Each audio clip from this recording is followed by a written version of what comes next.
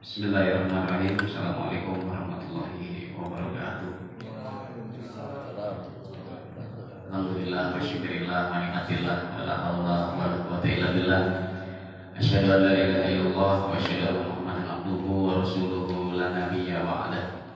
Allahumma shalli wa sallim ala sayyidina Muhammadin wa ala alihi wa sahbihi ajma'in. Amma ba'du. Fa ya ayyuhal hadirun, ittaqullah musini wa iyyakum bittaqwallah faqad fazal muttaqun wa aqussukum ala ta'atihi la'allana minal muflihin. Amma ba'd. Yang sama-sama kita hormati Ketua DKM kita Bapak Ustaz Ma'ruf, juga para pimpinan wilayah kita Bapak RT 11, Bapak Taufik, Bapak RT 12, tadi ada ya. Juga yang saya hormati sesepuh kita Bapak Riko Hidayat, Bapak-bapak hadirin yang mau salat maghrib yang dimuliakan oleh Allah Subhanahu wa taala. Udah berapa kali ya? 2 kali ya? 3 kali ya? Libur terus nih. Ya, nggak apa-apa. Mari kita baca surat Al-Fatihah. Kita khususkan untuk Sayyidul Riyadus Shalihin Syekh Muhyiddin Abi Zakaria Yahya bin Syaraf An-Nawawi, atau sering kita sebut dengan Imam Nawawi. Kita baca surat Al-Fatihah, mudah-mudahan apa yang kita pelajari dari ilmunya, dari barokahnya, dari sirnya Syekh Imam An-Nawawi bisa memberikan barokah dan bisa memberikan pemahaman kepada kita semua. Al-Fatihah ila hadratil habibina wa syafi'ina wa qurrati a'yunina wa maulana Muhammadin wa ala alihi wa sahbihi wa dhurriyyatihi wa ahli baitihi, khususan ila Syekh Abi Zakaria Yahya bin Syaraf An-Nawawi, Allah ta'ala yaghfir lahum wa yarhamhum wa yu'linu darajatuhum wa yadkhuluna jannata maswahumul Fatihah. A'udzu billahi minasy syaithanir rajim. Bismillahirrahmanirrahim. Alhamdulillahi rabbil alamin, arrahmanir rahim, maliki yaumiddin. Iyyaka na'budu wa iyyaka nasta'in. Ihdinas siratal mustaqim. Siratal ladzina an'amta 'alaihim ghairil maghdubi 'alaihim waladdallin. Amin. Baik, sebelum kita masuk ke kitab Riyadhus Shalihin, sedikit supaya kita mungkin lebih memahami apa ya sekarang tentang Palestina ya, lagi rame-rame Palestina Bapak-bapak ya. Sedikit saja bahwa yang kita pahami Palestina ini sejak zaman Nabi itu menjadi rebutan, karena memang tanah Palestina itu tanah yang mengandung berkah. Itu di Al-Quran sudah ada oleh Nabi Muhammad SAW, menjadi rebutan dulu sama kerajaan Romawi, sekarang dengan Israel. Jadi rebutan. Sebelum datangnya Nabi Muhammad pun, Nabi Muhammad sudah diberikan firman Allah di surah Al-Anbiya, walaqad katabna fis Zabur, dalam kitab Zabur, min ba'di dzikri annal arda yarisuha ibadiyas shalihin. Jadi negeri yang diberkahi karena banyak warisan orang-orang soleh, banyak warisan para nabi. Nah, itu. Kemudian Palestina juga disebut dengan negeri kiblat pertama kita umat Islam. Jadi sebelum Nabi Muhammad sholatnya menghadap kiblat ke Masjidil Haram, itu pertama kali kiblat umat Islam adalah Baitul Maqdis. Baitul Maqdis itu ya komplek Masjidil Aqsa. Nah, kiblatnya di sana Pak. Makanya ketika Nabi pertama kali sholat di masjid yang sekarang dinamai Masjid Qiblatain, di situ perpindahannya. Pertama kali sholat Nabi menghadap ke sana sampai kalau nggak salah 2 tahun atau 17 bulan, ada riwayat 20 bulan, ada riwayat 2 tahun.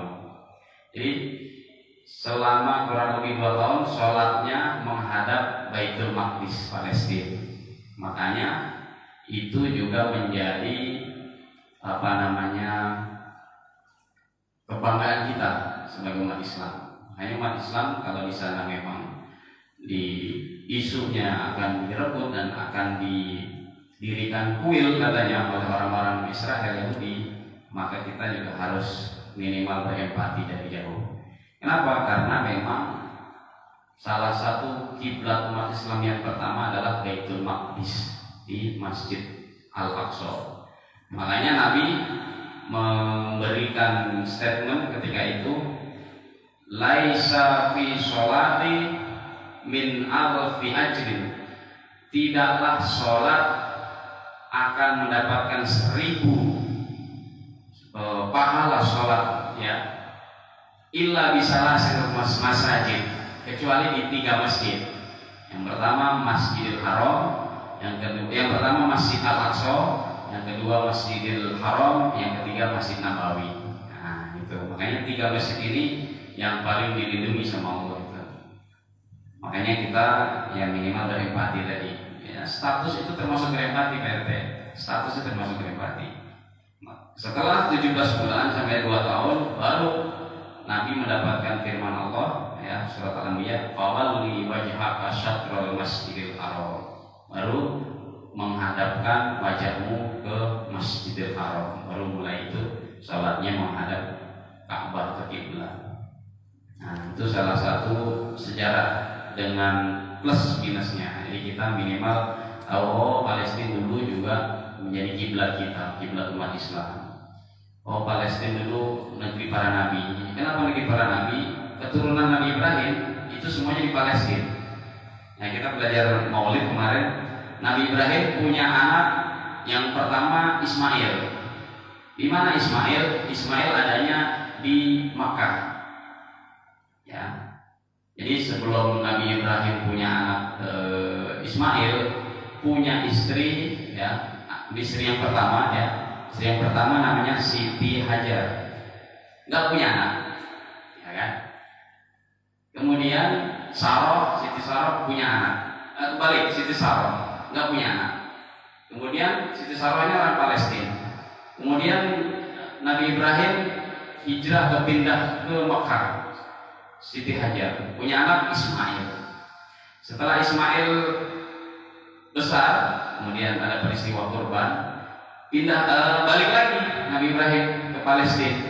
Ternyata punya anak namanya Nabi Ishak, anak keduanya Nabi Ibrahim. Punya anak lagi dari istri yang lain. Nabi Ibrahim istrinya banyak, ada dalam riwayat ada 6 atau 7. Punya anak banyak. Makanya keturunan Nabi Ibrahim lah yang akan menjadi para nabi. Dari mana? Dari garis keturunan Ishak. Kalau dari garis keturunan Ismail hanya Nabi Muhammad. Tapi kalau dari keturunan Ishak itu adanya di mana? Di Palestina semuanya. Ya, Ishak punya anak Yakub. Nah, Yakub inilah cikal bakal yang disebut dengan Yahudi. Yakub, ya, Yakub ini Yahudi. Kemudian Yakub punya anak lagi Yusuf. Makanya ada cerita tentang 11 bintang matahari. Yusuf terus kemudian punya saudara namanya Harun. Kemudian punya anak Zulkifli. Kemudian punya anak lagi Zakaria, punya anak lagi Yahya, kemudian punya anak lagi Daud. Makanya orang Arab, orang Barat nyebutnya David, King David. Orang kita nyebutnya Raja Daud. Daud punya anak Solomon, orang Barat nyebutnya. Kita nyebutnya Sulaiman. Terus sampai pada Musa, kemudian Isa. Nah, si Sulaiman punya saudara Zulkifli. Terus kemudian sampai kita Nabi Isa, mentok Nabi Isa. Nah, itu semuanya ada di Palestina. Nah, Palestina keturunan pertama Yahudi adalah Yakub. Yakub itu Yahuda. Cuma kalau dulu Yahudi itu Tidak seperti sekarang, pelencengan akidah. Karena apa? Karena kebanyakan migrasi dari Jerman. Makanya ada sejarah Nazi. Nazi itu adalah orang-orang yang membunuh Yahudi. Ya. Dulu namanya ketika Nabi Yakub bukan Yahudi tapi Israel. Makanya ada ya Bani Israel, anak-anaknya Nabi Yakub namanya Israel. Yahudi sekarang gitu. Nah, setelah dibantai sama Nazi Jerman, Hitler pernah bilang di surat kabar itu, kalian sekarang caci maki saya, nggak apa-apa, tapi akan saya sisakan orang-orang Israel, orang-orang Yahudi ini supaya kalian tahu betapa liciknya mereka di masa yang akan datang. Benar. Nah, itu salah satu sejarah yang kita baca. Banyak kontroversi, banyak versi. Nah, itu sebagai pengetahuan kita bahwa yang paling penting adalah bahwa Palestina ini adalah bumi para nabi. Yang kedua adalah kiblat kita yang pertama harus kita yakini, karena di Masjidil Aqsa yang disebut dengan Baitul Maqdis. Rasulullah ketika mendapatkan wahyu, sebelum mendapatkan wahyu dia mampir dulu, memang sunnatullahnya dari Masjidil Haram ke Masjidil Aqsa, mampir dulu ke Baitul Maqdis, ke Masjidil Aqsa ini, baru ke Mi'raj, ke Sidratul Muntaha.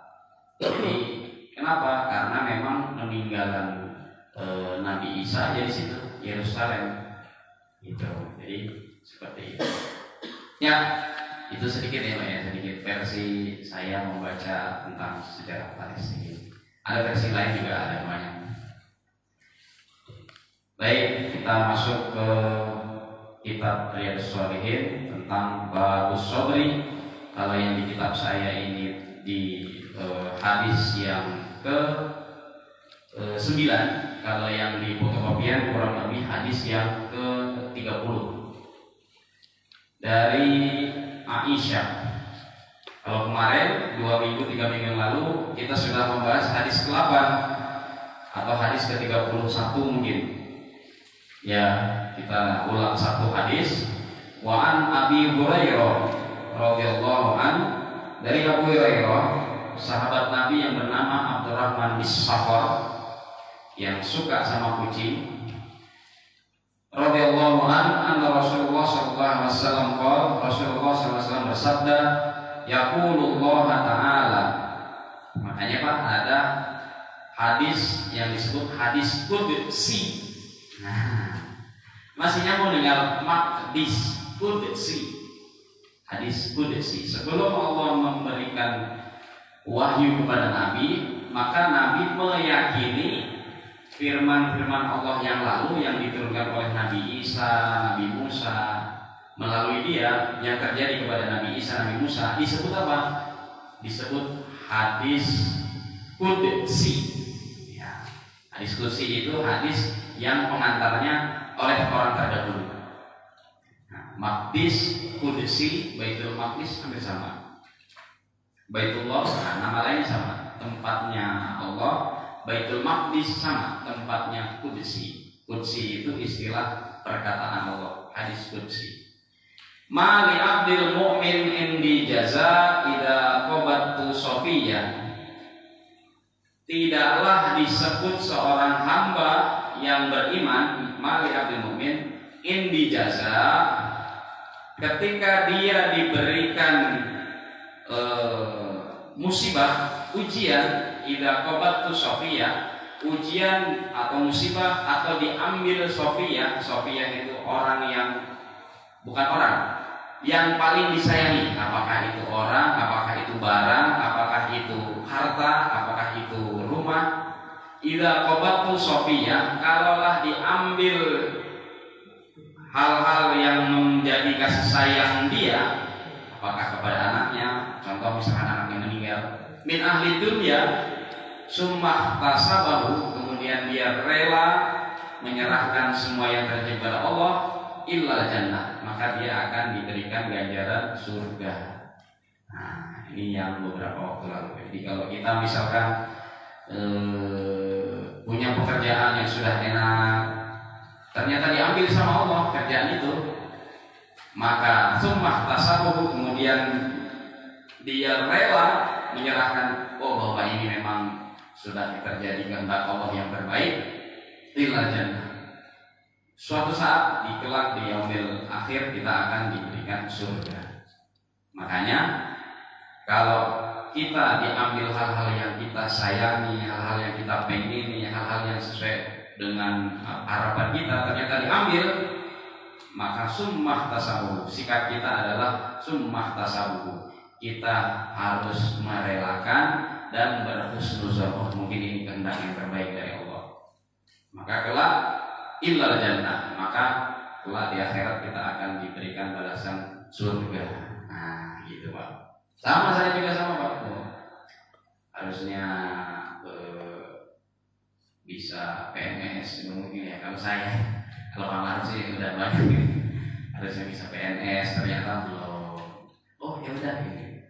Atau mungkin yang sedang bekerja, oh, harusnya nih bagus jadi karyawan tetap naik terus, ternyata belum, ternyata masih biasa-biasa. Yang usaha, oh harusnya setiap hari bisa menghasilkan uang sekian, berusaha, ternyata hari ini belum. Makanya kita summah tasabuh, ketika sedang mendapatkan hasil tidak sesuai dengan harapan kita, summah tasabuh. Ila asobat usara sabar, ila asobat udara sabar. Kalau kita mendapatkan hasil ujian yang tidak sesuai dengan keinginan kita, sabar. Kenapa? Kalau orang sabar, innallaha ajru bi ghairi hisab. Orang yang sabar akan mendapatkan balasan yang tak terhitung di akhirat kelak. Kemudian wa ila asobathu sarra, kalau kita dapatkan sesuai dengan keinginan kita, keuntungan kita, syakar, bersyukur. Nah, bersyukur. Kenapa? Kalau bersyukur, ya akan ditambahkan lagi lain syakartum lazidannakum. Nah, itu hadis nomor 8 di kitab ini, nomor sekian 30 sekian di fotokopian. Lanjut selanjutnya hadis nomor 9 atau mungkin di fotokopian nomor 33 ya, 33. Wa an Aisyah radhiyallahu anha, dari Ummul Mukmin, yaitu Aisyah radhiyallahu anha, semoga Allah meridainya, annaha sa'alat, beliau bertanya kepada Rasulullah sallallahu alaihi wasallam. Apa pertanyaan beliau? Ma huwa 'anit ta'un? Ya Rasul, apa itu ta'un? Nah, bahasanya gitu. Ta'un itu artinya wabah. Nah, sejarah dahulu ta'un itu wabah. Terkenal apa itu kalau googling ta'un, wabah pada masa zaman Nabi Muhammad SAW. Apa wabahnya? Kalau wabahnya dulu adalah luka zaman dulu itu. Jadi luka nggak bisa kering, lama-lama bikin meriang, bikin panas, ada yang meninggal wafat. Ketika itu. Begitu juga di negeri kita ngalami juga setahun, 2 tahun, 3 tahun lalu wabah juga COVID ya. Fa'ahbaroha, kemudian Rasulullah memberikan penjelasan, memberikan kabar kepada istri Aisyah beliau. Annahu kana adaban, sesungguhnya annahu itu ta'un, wabah itu kana adaban, bisa dibilang sesuatu adab kalau tidak disikapi dengan keimanan. Tapi kalau disikapi dengan keimanan, lanjutnya nih, ya ba'asuhullahu ta'ala ala man yasha, kalau disikapi dengan berserah diri pada Allah Ta'ala ala man yasha, atas segala sesuatu yang terjadi, yaitu wabah tadi, tahun, faja'alahullahu, maka Allah akan menjadikan sesuatu tadi, tahun tadi, wabah tadi, rahmatan lil mu'minin, akan menjadi rahmat bagi orang-orang beriman. Apa rahmatnya? Di belakang nanti. Falaisa min abdin yaqa'u fit ta'un, dan bukanlah maka, fa itu maka menegaskan, Falaisa min abdin yaqa'u fit ta'un, maka tidaklah seorang hamba min abdin yaqa'u fit ta'un, menyikapi wabah tadi, ya, fayam kusufi biladihi fi baladihi, kemudian dia tetap menyikapi, tetap dengan tinggal di baladihi, di negerinya. Maksudnya adalah ketika wabah kita kudu tetap di tempat kita. Nah, maksudnya begitu. Jadi jangan bepergian. Makanya waktu itu pemerintah nggak boleh kan, bepergian nggak boleh. Kenapa? Nanti bisa menularkan. Wabahnya di Jakarta, misalkan di Jawa nggak boleh, karena sudah sesuai ketentuan hadis. Ya, min abdi yaqa'u fi ta'un fayamkusu fi biladi, maka harus tetap fi baladihi, tetap di negerinya itu, tetap di kampungnya itu ketika wabah ta'un atau ketika wabah. Kemudian disikapi dengan sobiron, lalu ia sabar menyikapinya, muhtasiban, dan ia berserah diri kepada Allah dengan penuh keimanan, ya'lamu annahu la yusibuhu, maka itu tidak akan dianggap musibah. Maksudnya kita jangan menganggap musibah, tapi itu adalah rahmat Allah tadi. Illa ma kataballahu lahu, kecuali itu memang sudah menjadi ketentuan Allah. Jadi musibah tadi ya memang sudah ketentuan Allah. Kita nggak boleh marah-marah pengen pindah dari kampung itu. Nggak usah di sini, pengen ke sana yang nggak ada wabahnya. Nggak boleh begitu ya. Tapi cukup dengan sabiran muhtasiban, dengan sabar dan dengan berserah diri. Annahu la yusibuhu illa ma kataballah, bahwa musibah itu tidak akan terjadi kecuali ma kataballahu lahu, ketentuan Allah. Kataballah itu kehendak Allah.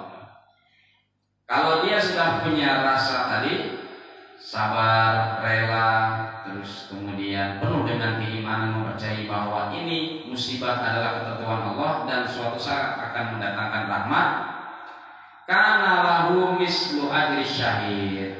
Dan apabila ada sebagian dari akibat musibah itu, ya, misalkan meninggal, mislu ajri syahid, maka dia akan digolongkan ajri syahid, dalam keadaan syahid.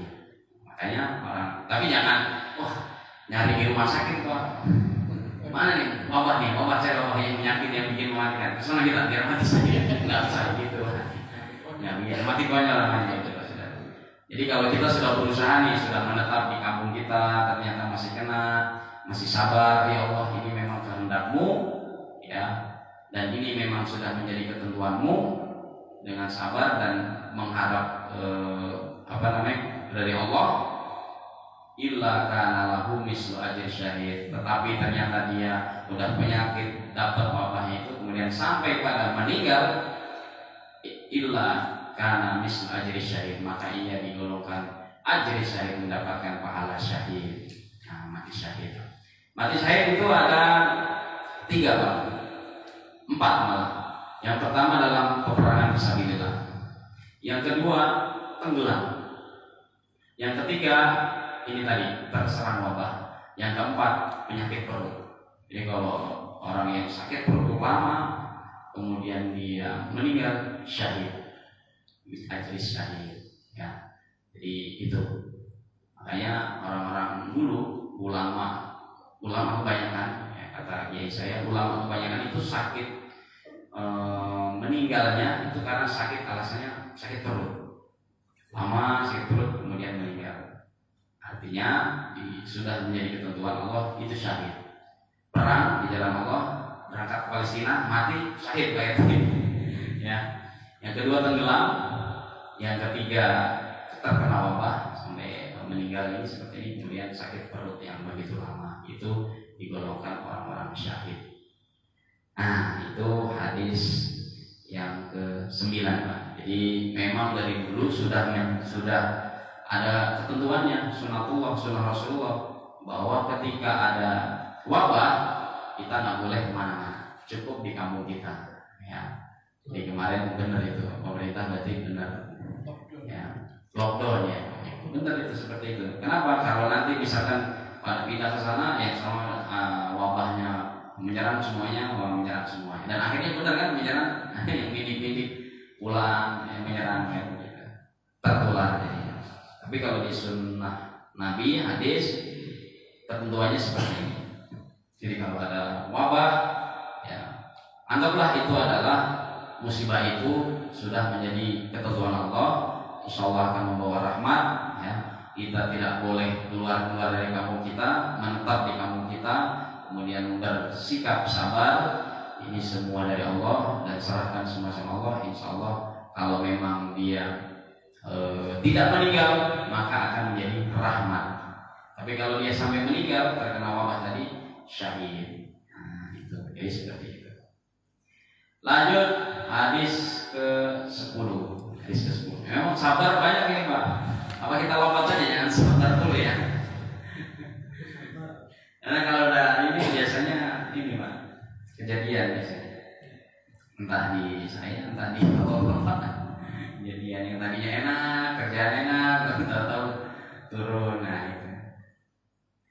Lanjut hadis ke-10 an Anas radhiyallahu anhu. Kenapa Anas tidak disebutkan anaknya siapa, bapaknya siapa? Karena terkenal. Ini khadimun Nabi. Ini pelayannya Nabi. Pelayannya Nabi itu ada dua. Yang pertama Anas, yang masih muda ya, masih muda Anas itu kisaran 15 tahun 20 tahun. Kemudian yang kedua Zaid. Ya, Zaid bin Haris.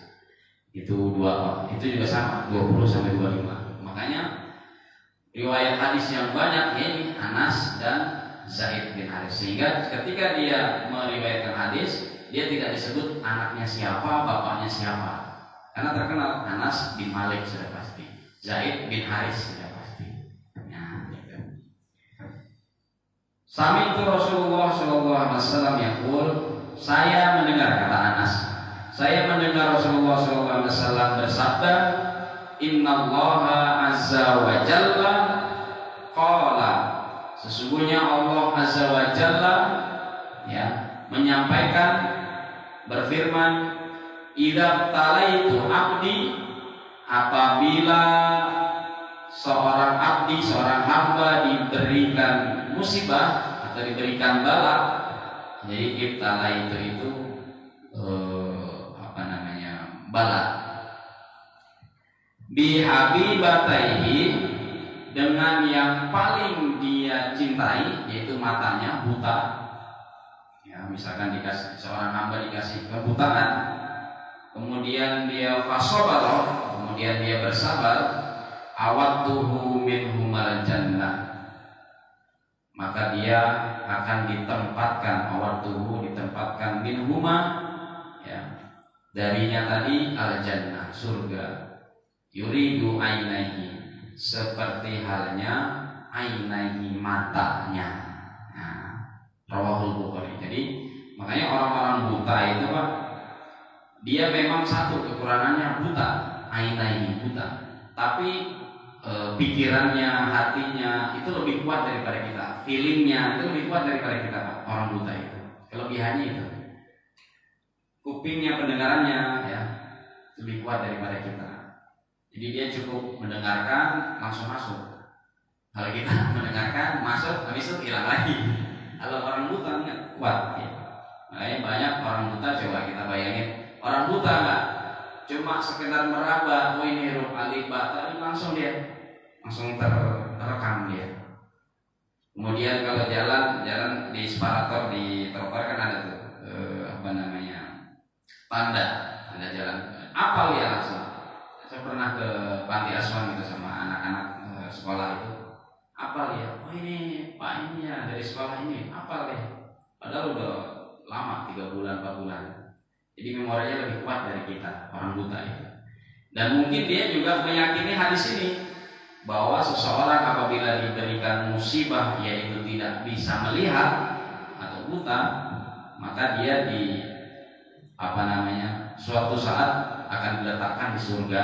Yang pertama, yang kedua yuridu ainaihi, dia akan mendapatkan pengganti matanya yang lebih kuat, bisa daya seratnya lebih kuat, pikirannya lebih kuat, pendengarannya lebih kuat daripada manusia normal biasa.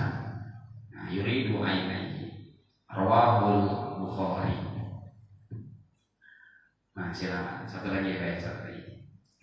Dua juga apa ya. Hadis nomor 11 atau selanjutnya, wa an Atha ibni Abi Rabah, dari Atha bin Abi Rabah, qala li Ibnu Abbas radhiyallahu anhuma, Atha berkata, Atha bin Abi Rabah berkata, kata Ibnu Abbas itu menyampaikan kepada saya, qala li, maksudnya Ibnu Abbas berkata kepadaku, ala urika mar'atan min ahlil jannah, maukah kamu aku beritahu tentang wanita yang menjadi ahli surga? Fakultu bala. Kemudian si Atha ibni Abi Rabah tadi menjawab, fakultu bala, pengen sekali. Ya, pengen sekali. Makanya kalau di Al-Quran itu Pak ada kata-kata bala, nah, itu pengen sekali. Qala hadhil mar'ah, qala Ibnu Abbas, ya, hadhil mar'ah, wanita ini yang dikabarkan oleh Rasulullah sebagai ahli surga adalah as-sauda'u, seorang yang berkulit hitam dari Badui berarti suku Arab asli, ya. Atatin Nabi Shallallahu Alaihi Wasallam, ketika diceritakan Rasulullah menceritakan kepada Abbas menceritakan kepada Atha tadi. Ketika datang kepada Rasulullah, wanita sauda tadi, wanita berkulit hitam tadi berkata atau menceritakan, faqalat, ini usra'u wa inni atakasyafu. Ya Rasul, saya membuka aurat, membuka aurat dengan kaget. Wa inni atakasyaf, karena saya sakit ayan, sakit epilepsi, sakit tak sadarkan diri maksudnya. Sehingga ketika kumat dia buka auratnya. Takut dia. Qadallahu ta'ala li, ya Rasul, tolong doakan aku li. Nah, jadi kata perempuan tadi. Jadi misalkan Ibnu Abbas cerita ke Atha, ya Ibnu Abbas, tadi Rasulullah menceritakan kepada saya tentang seorang wanita, siapakah yang akan menjadi ahli surga? Nah, ceritanya begini. Ketika wanita itu datang kepada Rasulullah, Abbas melihat, ya, wanita itu membuka auratnya dengan kaget, dengan spontan. Karena apa? Karena atakasyaf, karena penyakit epilepsinya ayahnya kumat. Nah, kemudian wanita itu karena merasa takut, auratnya terlihat, qadallahu ta'ala li, ya Rasul, doakan aku. Kemudian qala Rasulullah, in syi'ti sabarti walakil jannah. Kalau kamu diberikan penyakit seperti itu, sabarti, bersabarlah, insyaallah walakil jannah, kamu akan masuk surga. Kata Rasulullah seperti itu.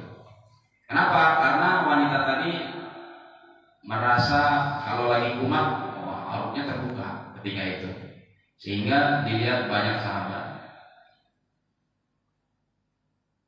Wa in syi'ti da'autullah ta'ala ayyu'afika, dan apa yang kamu lakukan sudah aku doakan kepada Allah Ta'ala untuk memaafkanmu. Jadi wa in syi'ti, dan apa yang terjadi padamu yang kamu lakukan, da'autu, nah Nabi ngomong da'autu, saya sudah mendoakanmu kepada Allah Ta'ala ayyu'afika, untuk bisa memaafkanmu, mengampunimu, yu'afika. Faqalat, nah kalau ada tak mati ini seperti ini berarti perkataan wanita tadi. Faqalat asbiru, faqalat inni asbir, saya sudah sabar ya Rasulullah. Tapi dia masih tetap kekeh. Faqalat inni atakasyaf, karena saya punya penyakit ayan ya Rasulullah. takut sewaktu-waktu begitu lagi membuka aurat lagi. Nah, takutnya. Fa'allah, maka doakanlah aku Allah atakasyaf fada'ana. Kemudian Allah atakasyaf dengan karena punya penyakit atakasyaf, epilepsi ayam. Fada'a laha. Kemudian berdoa laha, berarti wanita itu berdoa. Nah, pelajaran yang bisa diambil dari hadis ini adalah bahwa ketika seseorang dalam darurat punya penyakit dan dia tidak sadarkan diri, membuka auratnya lah, kemudian macam-macam segala macam dengan punya penyakit itu tadi, kemudian dia akan dimaafkan sama Allah kalau dia sabar. Gitu. Ya, amin-amin ya, amin-amin jamu ini. Tapi ini adalah pengetahuan bagi kita. Ketika zaman Nabi ada orang yang sudah punya penyakit parah seperti tak sadarkan diri, ayan begini, epilepsi begini, ya kasih pengertian bahwa kalau kamu sabar dan menerima penyakit kamu, ya maka Allah akan mengampuni kalau kamu lagi berbuat salah, entah itu buka aurat, entah itu ngomel-ngomel gitu. Kalau penyakit ayam ngomel-ngomel atau mecahin barang dan sebagainya, itu akan diampuni sama Allah. Dan apabila sabar, maka nanti akan walakil jannah, kelak akan diberikan balasan surga. Nah, itu hadis nomor 11 tentang sabaran. Makanya banyak sabar, Pak. Sabar ada yang ditinggal sama yang dikasih, diambil kasihnya, dikasih, kemudian dunianya diambil, kemudian sabar tentang anaknya diambil kalau meninggal, anak yang disayangi meninggal. Kenapa? Itu menjadi tabungan. Sabar tentang usaha atau pekerjaan yang apabila dia sesuai dengan harapan kita, maka kita bersyukur. Enggak sesuai dengan harapan kita, maka kita sabar. Makanya bab sabar banyak ini, Pak. Kemudian sabar apabila kita dikasih rasa takut, dikasih rasa kelaparan, dikasih rasa kurang harta, dikasih rasa kurang gizi, dikasih rasa kurang makan.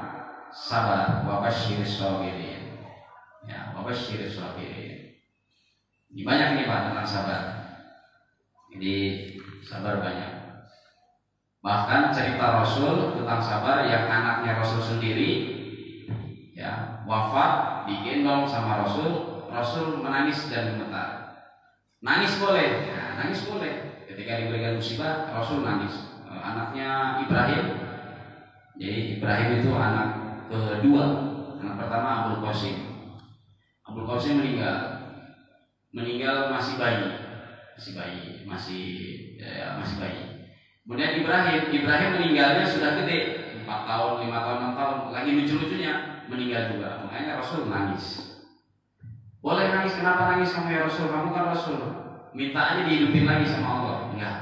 Ini bukti bahwa saya adalah manusia, punya rasa hati, punya mata untuk saat nangis, bahwa ini adalah rahmat min Allah. Ini adalah rasa kasih sayang Allah.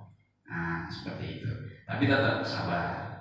Jadi kita sama Pak, kita kalau dikasih ujian yang senang, ya sabar, syukur. Kasih nggak senang, ya sabar. Gitu. Sabar banyak.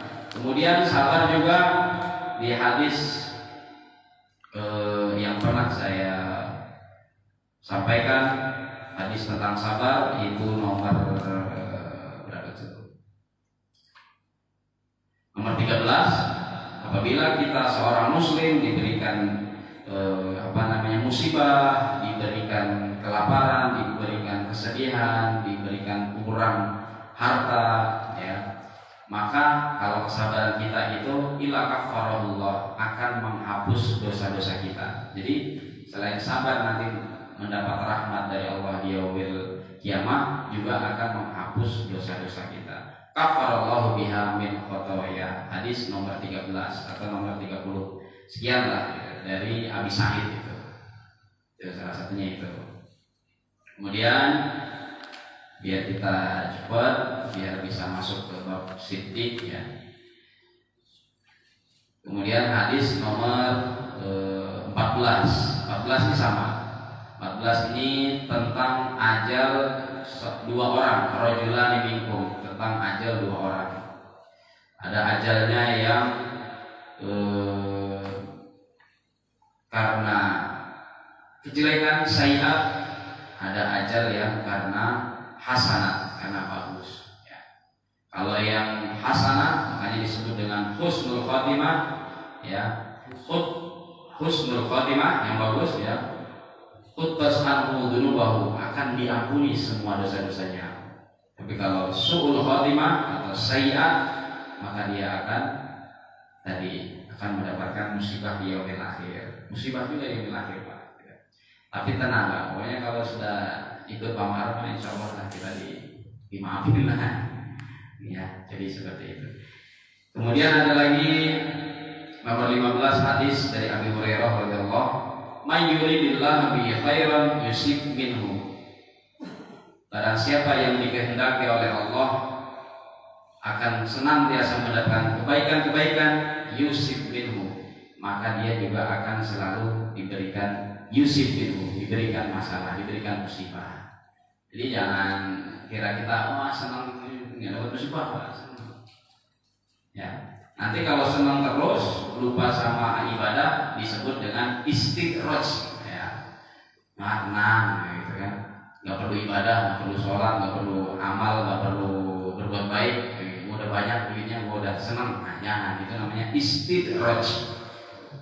Ya, istidraj itu ya sudah artinya adalah sudah dibiarkan sama Allah. Terserah lu mau apa enggak. Gitu. Jadi sudah nggak diingetin, tapi kalau di hati kita masih diingetin, oh iya, dengan cara apa? Wah iya, sholat saya sudah nggak teratur nih. Nah, itu termasuk sudah diingetin itu, Pak.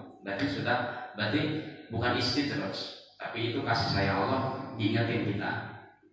Ya, oh iya saya sholatnya. Kalau udah ada rasa gitu aja, oh iya saya sholatnya nggak teratur nih. Biasanya awal waktu, ini kebanyakan akhir waktu. Nah itu berarti kita sudah diingetin.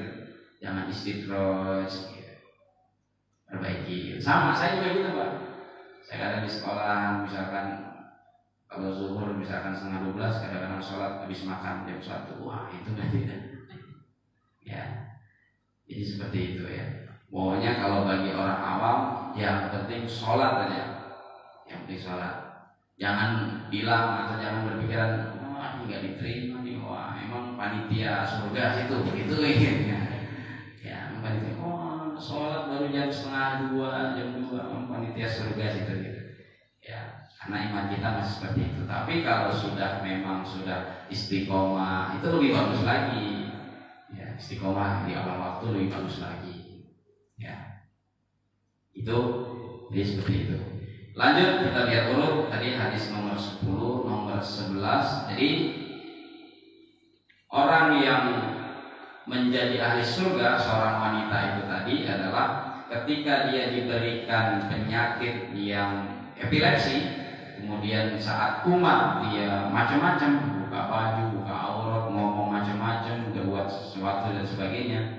Kemudian dia punya rasa takut, maka Allah akan memaafkan dia.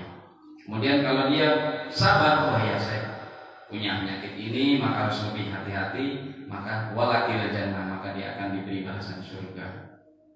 Itu nomor 11, hadis nomor 11. Banyak yang tentang sabar.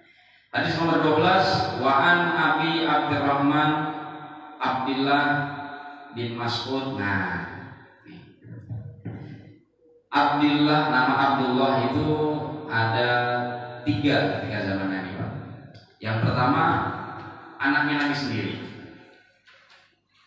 Jadi anaknya Nabi Abdul Qasim, Ibrahim, Abdullah, anak ketiga. Kenapa namanya Abdullah seperti nama bapaknya? Karena dia teringat ayahnya. Ayah saya namanya Abdullah, anak saya yang ketiga saya beri nama Abdullah. Ya, itu Abdullah pertama. Abdullah kedua adalah anaknya Umar bin Khattab. Namanya sama, Abdullah bin Umar, Abdullah juga.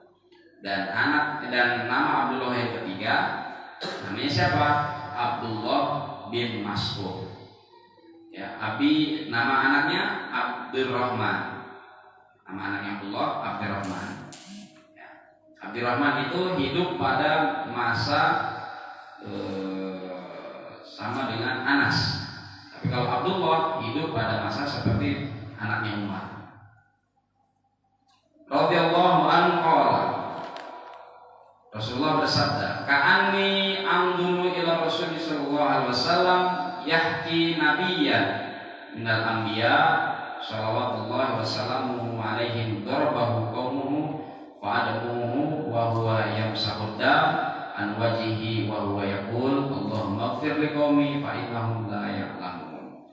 Ketika saya Abdullah bin Mas'ud, ketika saya melihat melihat Rasulullah SAW yahki nabiyya, berhikayat, yahki bercerita atau berhikayat tentang para nabi ya, minal anbiya, dari para nabi, salawatullah wassalamu, salawat dan salam atas nabinya. Jadi nabi mengajarkan kita, kalau kita mendengar nama nabi, maka kita suruh salawat dan salam. Makanya kalau mendengar nama Nabi Musa alaihissalam, Isa alaihissalam, Ibrahim alaihissalam. Karena siapa yang ngajarin? Nabi sendiri yang ngajarin.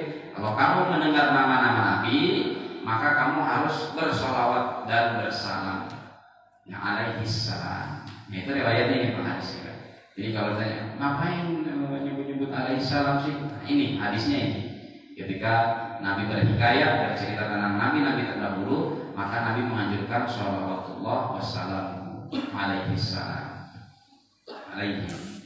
Kemudian alaihim semuanya, atau bahasa sakleknya atasnya, maksudnya semua para nabi terdahulu, dorobahu qaumuhu, dipukul terus sama kaumnya. Maksudnya dipukul itu ya tidak diterima sama kaumnya sebelumnya.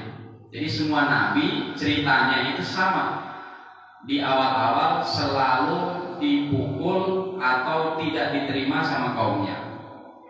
Fa'admauhum wa huwa yamsahud dam, sampai berdarah dan diusap ya, an wajhihi, sampai berdarah wajahnya. Jadi dipukul, tidak diterima, dilempari batu, nah, maksudnya begitu.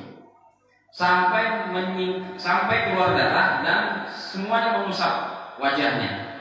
Nah, cuma Nabi Muhammad, semua nabi ya. Jadi Rasul cerita saat taklim seperti itu ya. Kemudian Rasul tidak marah.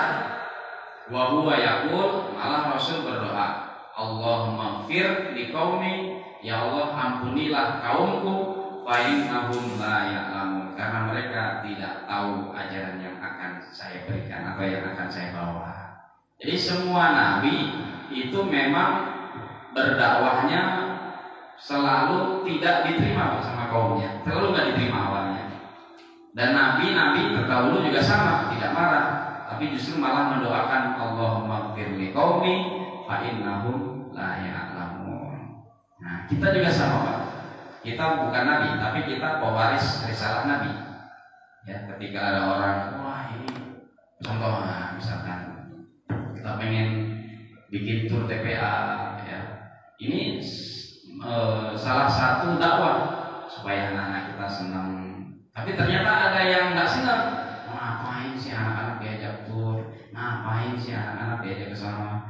Nah, itu. Makanya kita doain yang begitu. Jangan kita doain biarin loh. Salah jangan. Tapi doain. Allahumma ighfir liqaumi, ya Allah ampunilah kaumku, fa innahum la ya'lamun, karena mereka tidak tahu maksud saya mengajarkan seperti itu, maksud saya berdakwah seperti itu. Nah, jadi seperti itu. Nah, terbaru lagi ya, Pak Maruf kemarin saya bilang cakep ini, cuma saya sebelum nggak datang ini. Ada kalau datang saya dapat Pak Maruf ya. Itu salah satu dakwah, cara dakwah, dan itu bagus. Salah satu cara dakwah dan itu bagus. Khalifah yang ketiga Utsman itu adalah khalifah terkaya Pak. Jadi ada 4 khalifah. Abu Bakar ini dianggap sebagai sesepuh. Kenapa? Karena kata-katanya ini menjadi kebijakan. Orang yang paling bijaksana disebutnya. Kemudian Umar bin Khattab ini adalah orang yang paling berani, tegas. Kemudian 3, Utsman bin Affan, orang yang paling kaya pada zaman sahabat Nabi waktu itu. Dan yang keempat, Ali bin Abi Thalib, orang muda, orang yang paling muda yang sering nyatet apa perkataan Nabi. Makanya Rasulullah pernah bilang bahwa ana madinatul ilm wa aliyun babiha. Saya ini adalah pikiran saya, otak saya ini adalah sebuah kotanya ilmu. Ana madinatul ilm wa aliyun babiha, dan Ali adalah pintu masuk kota itu. Ibaratnya begitu, Pak. Jadi apa yang saya pikirkan, Ali yang nyatet. Apa yang saya sampaikan, Ali bin Abi Thalib yang nyatet. Nah, jadi kalau ada komponen dakwah 4 tadi, ada yang dakwah dengan ilmunya, ngajar di TPA seperti Umi TPA, ada yang dengan Utsman bin Affan dengan hartanya, kedermawanannya, ya. Kemudian ada yang dengan ketegasannya, ada yang dengan kebijaksanaannya. Itu udah luar biasa, dakwahnya pasti jalan. Walaupun Rasulnya sendiri berdarah-darah wajahnya, dilempari batu, dipukul, macam-macam, ya.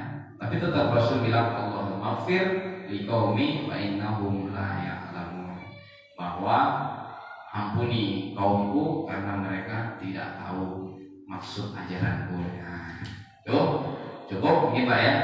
Sampai situ kita sampai di hadis ke-12, masih tentang bab sabar. Mudah-mudahan bermanfaat bagi kita dan menjadi berkah dan rahmat bagi kita semuanya. Mari kita tutup dengan doa kafaratul majlis. Subhanakallah wa bihamdika asyhadu an la ilaha illa anta astaghfiruka wa atubu ilaik. Mohon maaf apabila yang benar datangnya dari Allah Subhanahu wa taala dan Rasulnya, dan yang salah dari kedaifan kefakiran saya pribadi. Allahumma waffiqna biqarib. Assalamualaikum warahmatullahi wabarakatuh.